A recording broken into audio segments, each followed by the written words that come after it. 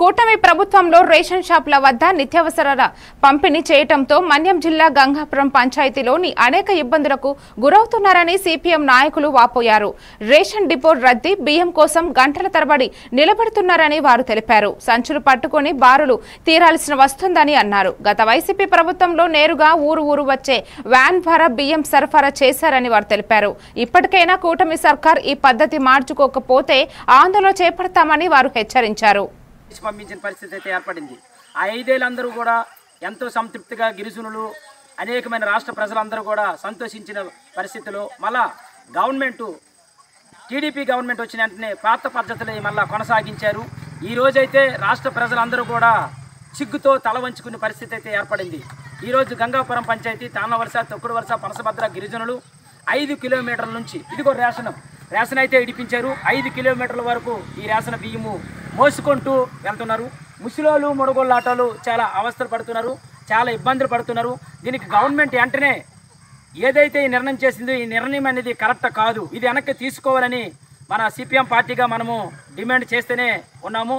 ఈ రాష్ట్ర గవర్నమెంటు ఇలాంటి తప్పుడు నిర్ణయాలు చేసి జగన్మోహన్ రెడ్డి గారు మంచి పాలన అందించి మంచి నిర్ణయంతో నేరుగా ప్రజలందరికీ బియ్యము రేషన్ ఇంటి వద్దకు అందుతున్నది. అందులో తప్పుని ఏమి గుర్తించిందో ఈ ప్రభుత్వము మాకే అసలు అంతు పట్టట్లేని పరిస్థితి ఏర్పడింది. నేరుగా ఇప్పుడు వచ్చినప్పుడు బియ్యము తంబెయ్యాలంటే అది సర్వర్ పని చేయాలి. ఆ సర్వర్ పని చేస్తుందో లేదో తెలియదు. ఇంటికాడ పనులు పాటులు అన్నీ మానేసి 7 గంటలకు రైస్ ఇస్తున్నారు, అంతే 4 గంటలకే ఇంటికాడ నెగిసి పనులన్నీ విడిచిపెట్టి గిరిజనులందరూ వచ్చి లైన్లో నిలబడితే ఇదిగో 8 గంటలు 8:30 సమయం వరకు అక్కడ వెయిటింగ్ చేస్తే సర్వర్ కొంతమందికి పడ్డది, కొంతమందికి అయితే పడలేని పరిస్థితి అయితే వచ్చింది. ఇది ఏది తప్పు అనేది ఈ రాష్ట్ర గవర్నమెంట్ గుర్తించాలి. పెద్ద ఎత్తున ఏదైతే పాత పద్ధతిని కొనసాగించాలని కంకణం కట్టుకొని ఈ ప్రభుత్వం ముందుకొచ్చిందో ఇప్పటికైనా ఇది సరైన పద్ధతి కాదు, దీన్ని వెనక్కి తీసుకోవాలి. తీసుకోకపోతే మాత్రము రాష్ట్ర ప్రజలందరూ కూడా దీని మీద పెద్ద ఎత్తున ఆందోళన కార్యక్రమం చేస్తామని సిపిఎం పార్టీగా మనము డిమాండ్ చేస్తూనే ఉన్నాము.